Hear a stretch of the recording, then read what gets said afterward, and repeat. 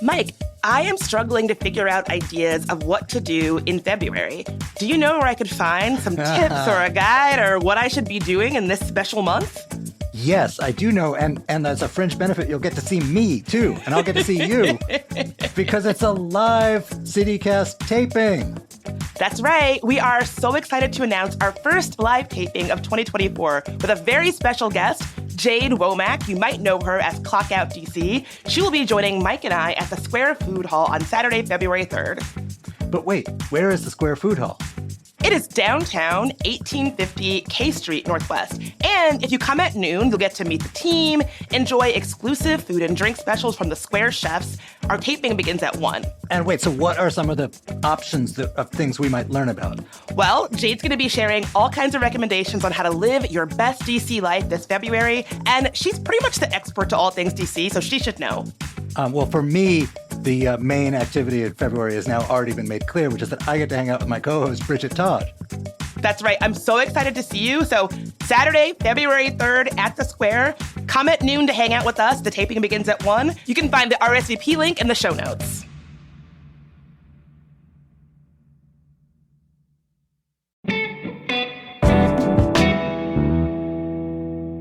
Today on CityCast DC, crime is on everyone's mind. A bunch of CVSs are closing in DC, and the owner of the Washington Wizards and Caps is defending his decision to move the teams out of DC. I'm here with CityCast's Julia Karen and Priyanka Tilve to break down this week of intense news.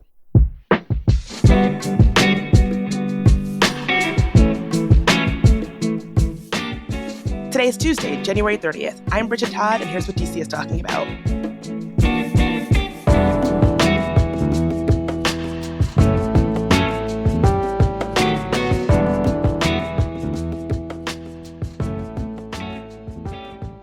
Priyanka, I know this is an issue we talk about a lot on the show because it's an issue that is top of mind for many of us in DC, crime. What's going on with crime right now? I've never talked about crime a day in my life. I know, right? Yeah, I mean, this week has been kind of crazy because Friday, I saw a bunch of tweets talking about how everyone's out and about, everyone's at the restaurants. If you remember, Friday was like that wild, random 70-degree day. Oh, yeah. And then there were some sassy tweets being like, oh, but what about the crime? But that morning, I'd read this story about how 51 cars were broken into on 29th Street Northwest. So Woodley Park, we're talking about the 2 blocks between Calvert Street and Cathedral Street. So this is a block away from the Woodley Park Metro. This is still very much downtown DC. 51 cars were broken into, windows smashed. A bunch of them were found with the center console and glove compartments kind of all messed up. Clearly, stuff was stolen. The thefts probably happened between 1 a.m. and 7 a.m. And so people woke up to go to work that morning out into the beautiful, sunny, warm weather and found their cars just decimated. People are acting as if the media is making a bigger deal of crime than is necessary, but this story makes me feel like crime definitely is something for us to be concerned about right now. Yeah, like that's also a very ritzy part of town, too. Mm-hmm. Those townhouses are very expensive. And I'm sure if you're poking around and you're wonder if I can get stuff, not out of the realm of possibility that that's the place to do it. Also, 51 cars. 51. That is a lot of cars. That's something that people should be concerned about. Totally. And I mean, I'd be surprised if people listening don't know someone that's been affected. I mean, Kayla, our newsletter editor, her car was broken into a few weeks ago. What the heck? Yeah, started 2024. Her car was parked on Florida Ave and 11th Street. So that's I don't know what neighborhood we consider that. Kind of near U Street corridor, kind of Shaw, unclear. But she came back to her car and her window was smashed and they'd stolen a bunch of her rock climbing gear. It's weird of all things to steal. But my point is this hits close to home. People we know are being affected. Is there any movement in terms of what the city or other officials are doing about this?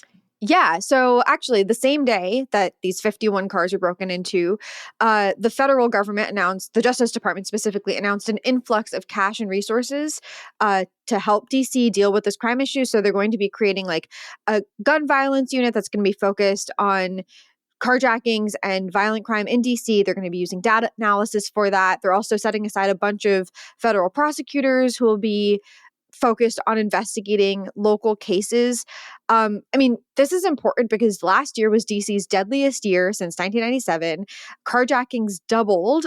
There were 959 cases over the course of the year. So I think that's why the feds are so interested in this, especially because it's an election year and it's just not a good look for Biden, I suppose, to have this happening in his backyard. But as a local, I'm curious how you guys feel about this because I can't decide if it's nice to be getting this support and attention from the federal government or if it's patronizing and ultimately hurts our push for home rule. I feel like it ultimately, I mean, this is just my opinion. I feel like it is a little patronizing, and it makes me wonder why this needs to be a national conversation, particularly a conversation about federal funds going to this issue. You know, there's a lot of hand-wringing made about the homelessness issue in San Francisco, for instance. I don't also hear those conversations going along with this idea that there needs to be federal initiatives, federal funding, and a federal focus. That seems unique to the conversation happening in DC right now. For sure. I imagine part of that is because, right, like California is a state and San Francisco is the city in that state. And so, like, if California wanted to devote more resources to that, they could easily just be like, here, like, let's throw some money at the problem and let's try to figure it out. Whereas in DC, you kind of can't do that because of, right, lack of statehood. It's this entity that is kind of pseudo governed by the feds, but also governed by, because of that complication, I imagine, like, that's a big reason why, you know? But that's what I'm saying makes it feel patronizing, is that the fact that we're not a state means that this is how it has to be done. And that's what I think doesn't sit right with me. Mm-hmm. I wonder if there's an element of like, so when you look at what city officials are saying, they're saying we don't have enough police to patrol ever since 2020. Like recruitment's been hard. There are all these like police reforms that you guys passed that make it hard for us. I'm not saying I believe these arguments, but that is what city officials and DC police, especially the police union, are saying. And meanwhile, crime is running rampant in the city. And so if Biden and the Biden administration is hearing that and saying, well, we need to tamp down on crime in this city because it's in our backyard, it's a bad look, it affects Congress people that will use this against us. Maybe throwing federal funds at it is their way of being like, okay, fine, you say that you can't solve this because you don't have resources. Here, take the resources and get rid of this crime because I need to win re-election in November. It makes me sad that, like, I completely agree with you. It makes me sad that it never feels genuine. It's like, because I need to win re-election, so here, take these resources you're asking for, I guess. I guess. Yeah. It's like only when it's convenient for them to do it, you know? Meanwhile, like, what do? Just like make sure our cars are parked like close enough that we can like grab our stuff out. Don't leave stuff in your car so it doesn't get like snatched. Is that like what they're going to say, you know? Garages, I guess. Like, I don't know. It sucks. It's really terrible. And then the other thing that the city government is doing is DC Council is considering this like massive 90-page crime bill. We did a whole episode on it, so we'll link it in the show notes so you can check that out. But they're going to be voting on it for the first time a week from today. Up until now, it's just been debate and discussion. And it's a bill that includes over 100 provisions that are taken from a bunch of previous bills that have been proposed. And some of it's controversial. And so this week, there's this like big anti-omnibus bill week of action taking place. Have you guys heard about this? I know they're calling it the Crime-nibus. That's about all I know. I haven't heard of it.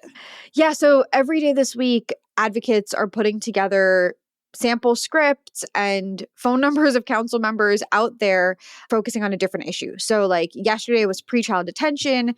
Today is the concerns over surveillance. Tomorrow is transparency and oversight over DC police. Thursday is new crimes and harsher sentencing. And Friday is police power to injure and kill. I've only really looked at the script for yesterday, which was pretrial detention. And what I thought was interesting was that they did in that script lay out what their concerns are with that provision. And then they also suggest an alternative. So I did appreciate that that exists there, like that they're not just poo-pooing on it without a suggestion for how to actually make the city safer. But also, I just feel like the city has been like failing and flailing also to solve this problem. And I feel like we could just spend forever trying to come up with something that everyone is happy with, and it's just not going to happen.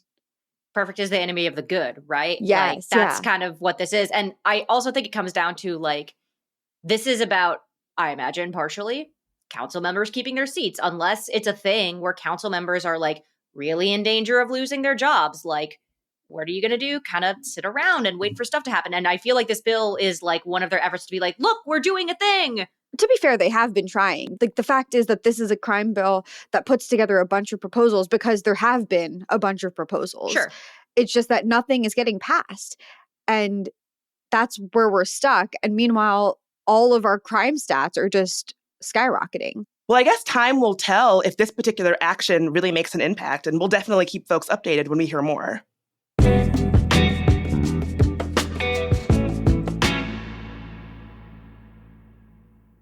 Speed into success. Learn French.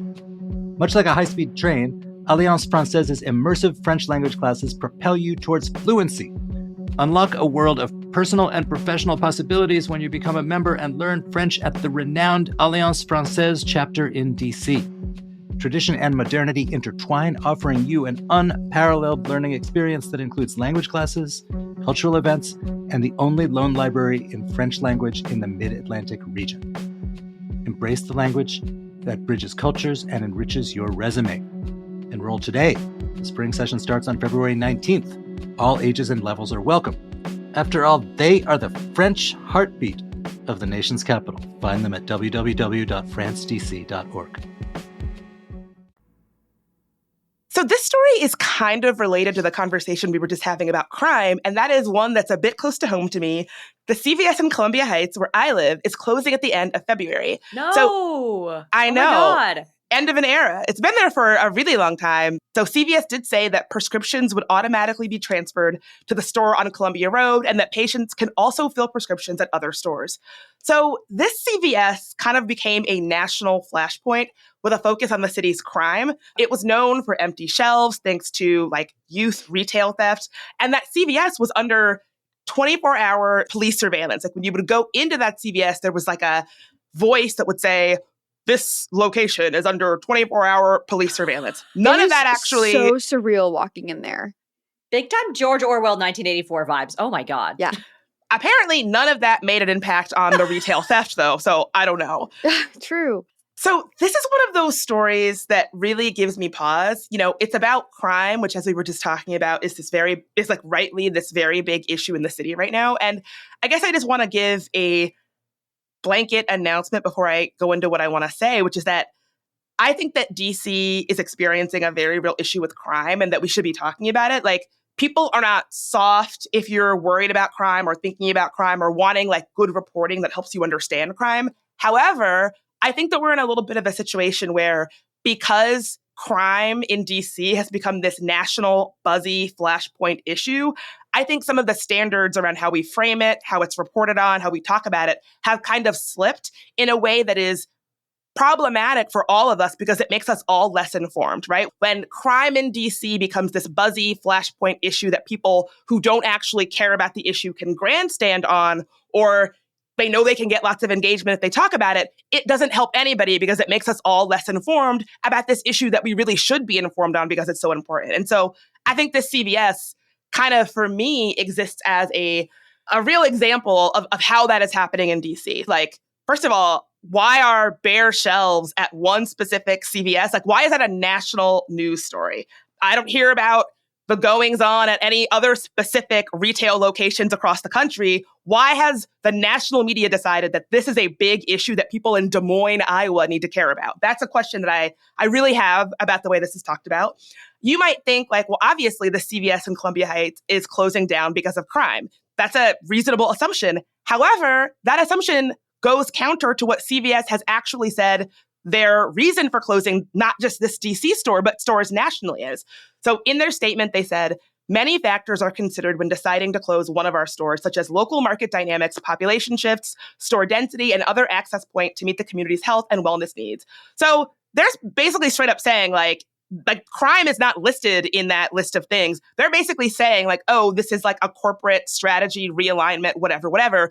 Yet the assumption is it's got to be the crime, but that's not what they're saying. And also, like, if it was crime, that is something that's like sort of out of their control, something they've been trying to deal with. It would be such an easy scapegoat. Like, if it was crime, I feel like they'd say it was crime because then they'd be like, this isn't our fault. This is your fault. Like, we got to Yes. go. Right. Like I know a bunch of downtown restaurants have cited crime as one of the reasons that they're closing and stuff. And like CVS didn't do that here, which I find like very fascinating, you know? Yeah, I've definitely seen restaurants and stores and stuff citing crime as the reason why they're making some sort of unpopular policy change or closing altogether. And again, I just think in this current media climate around DC and crime, any retail establishment can say that, have a built-in excuse, and have that excuse not really questioned. Like one of the places, I won't name who it was, but one of the places said that they were closing because of crime does not have a walk-in retail establishment anymore. It's like, my question will be like, in what way has crime been the cause for you to close down? Right. If you were a reporter reporting on that story, that's got to be a question that you would ask, right? Like, I don't understand why people are not pushing back, other than the fact that I think that when you're talking about crime, it's such a buzzy issue that it's just like, oh, of course, crime. It's just a given. For sure. Yeah. I think so.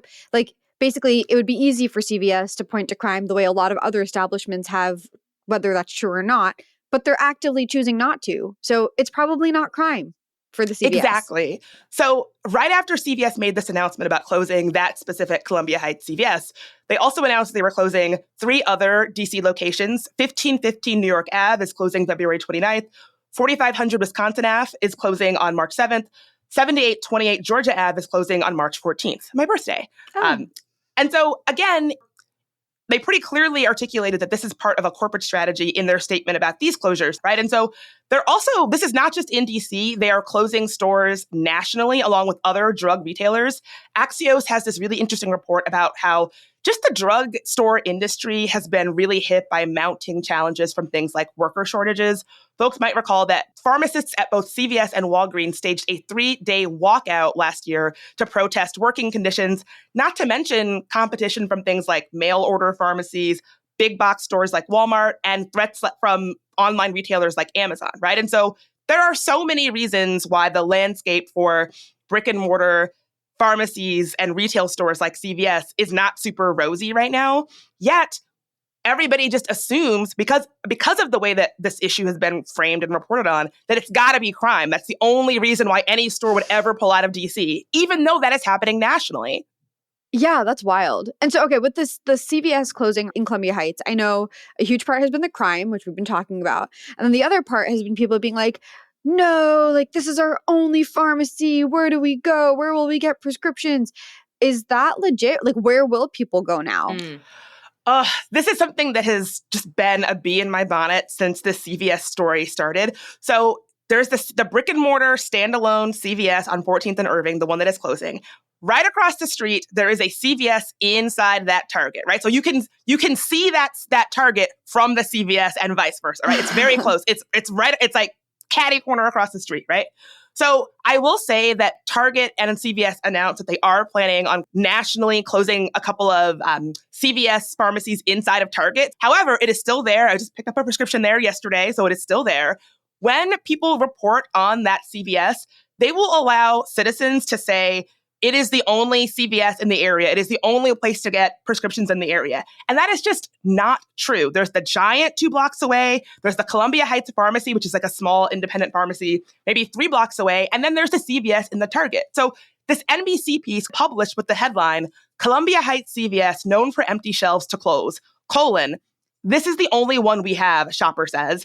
That is not even close to accurate. Did they like look at Google Maps and fact check the quote and be like, actually? Yikes. I mean, it's just bad journalism. And I guess we are people who make media. We try very hard to not take anything that we can't have a source for, can't back up. It is infuriating to me to have that nationally be repeated, that like, oh, citizens are left with no pharmacy in the area, when there are so many pharmacies in the area, in just in a couple of blocks radius.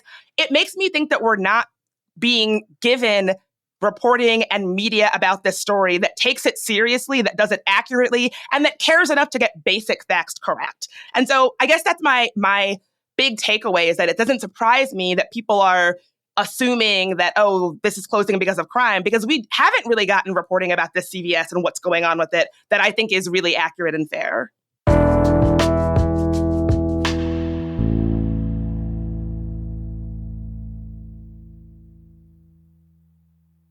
Julia, I missed this story from this weekend. What is going on with this letter that Ted Leonsis published? All right. So as you all know, Ted Leonsis made the decision to try to move the Washington Capitals and the Washington Wizards to Potomac Yard after 2028, when Capital One Arena, they want to be done with it, right? So Ted got some blowback from the community. Shocking. I know, right? From DC residents, from the NIMBYs in Alexandria, joining forces together. One powerful entity. Who knew? Basically, in this letter, Ted tries to justify why he wants to move the teams to Virginia. He says he has two big goals, which is to provide a better fan experience and establish best-in-class facilities. And he also considers the DMV as a super city. So he thinks of like the burbs and DC together as one entity, not as separate and disparate parts. He also justifies this by saying, like, between the Caps and the Wizards, 44% of the fans who attend games are from Virginia, 41% are from Maryland, and 15% are from Washington, D.C. The teams represent the DMV, and they belong to the entire DMV. This will never change. Additionally, 20% of our employees live in Washington, D.C., 42% of our employees live in Maryland, and 31% live in Virginia, with the remaining 7% distributed across other jurisdictions.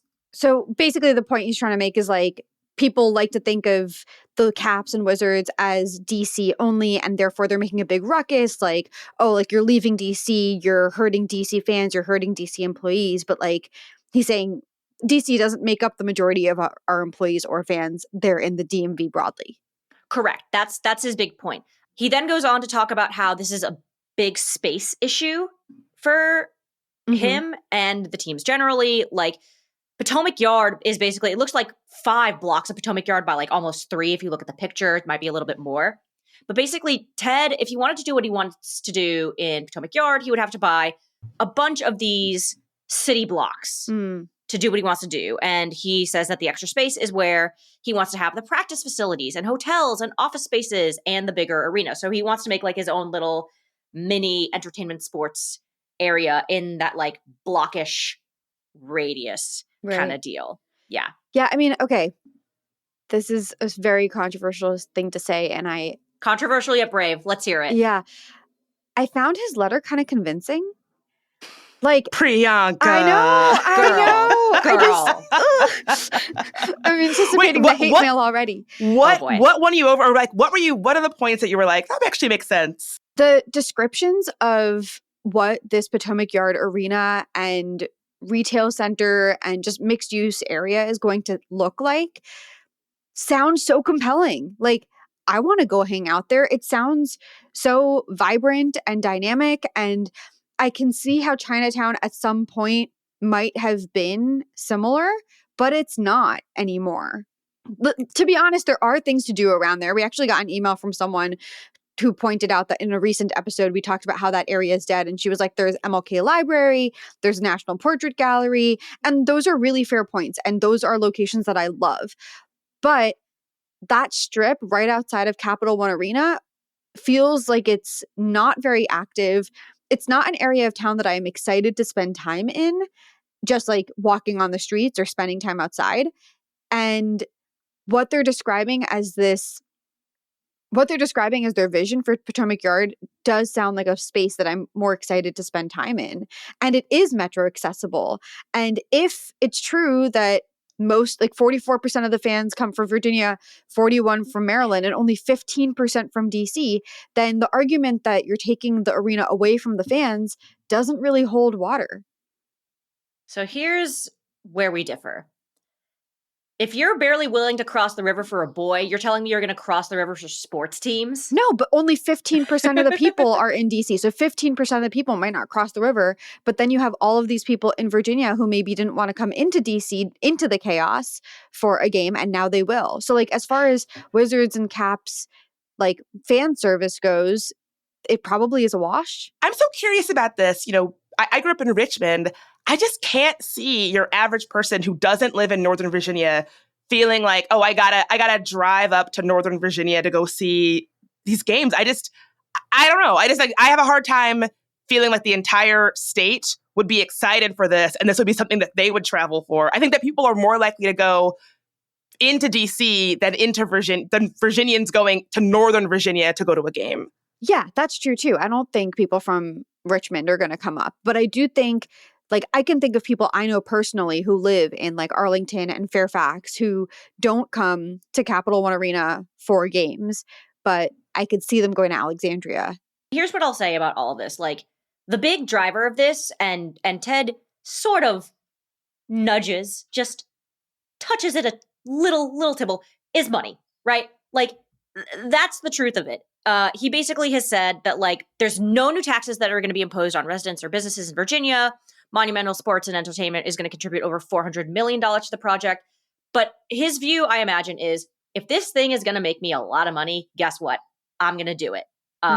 And in DC, if he feels like he's not going to make enough money, then he's going to move the team, whether we like it or not. I think the thing that is missing from his letter that he really should have thought to address was he makes a huge deal of how great and big this complex is going to be in Alexandria, which is enticing to me, but that's what the NIMBYs in Alexandria are protesting. Right. So he probably should have addressed how he's going to make sure that their lives aren't disrupted by this. And then the other thing is downtown DC is going to take a serious hit in terms of just people walking around. And again, like the vibrancy is kind of already down, but it's going to be even worse once Cap One Arena is gone. And that's the other thing he's getting flack for. And he spends all this time talking about the St. Elizabeth's campus, does not talk about what this is going to do to downtown DC and how this is going to hurt the area. Yeah, I don't know. If you're going to do a mea culpa, you kind of actually have to do the like culpa part. But I don't think it's meant to be a mea culpa. We agree. Like at all. I think it's meant to be a like, get off my back. I'm making the right choice. You Here's guys why are I'm idiots. right. Here's why I'm doing it. Right. I mean, again, Virginia still has to vote on this, so we'll be keeping tabs on it, obviously. But like, this issue's not going away. Vote with your money, people. That's what this is going to come down to. So. Well, Julia, Priyanka, thank you so much for helping me unpack all these stories. Yeah. And I will see you this weekend for our very first live show of 2024. Woo! Yes, so excited. Check out the show notes for details. It's on Saturday, February 3rd at noon at the Square Food Hall. So excited. Free churros, free hot chocolate, clock out DC. Can't miss event. Let's go.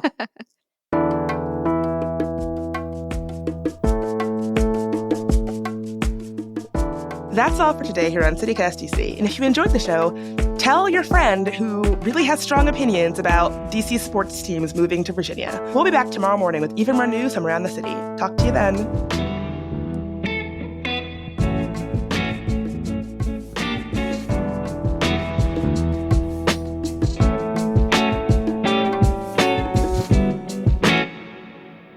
Gosh, let me try one more time. Did you take a muscle relaxer too? Just kidding. Everyone took a Flexeril this morning. It's all good. We're all chill.